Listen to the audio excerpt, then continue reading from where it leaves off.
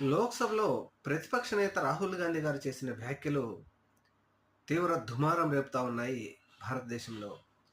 ముఖ్యంగా ఆంధ్రప్రదేశ్ రాష్ట్రంలో కూటమి ప్రభుత్వం ఎందుకో సైలెంట్ అయిపోయింది.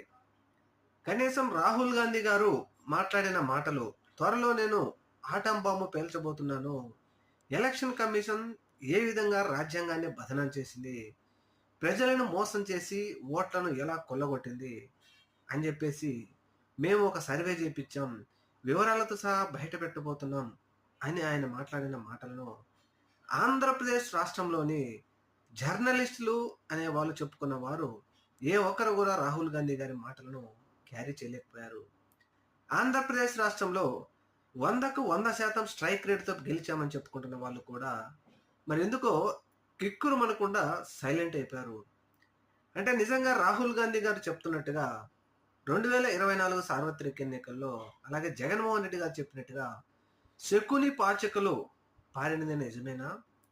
రాబోయే రోజుల్లో ఆంధ్రప్రదేశ్ రాష్ట్రంలో జరిగే మార్పులు లేకపోతే రాజకీయ ప్రకంపనలు చూడాలి ఏం జరుగుతుందో.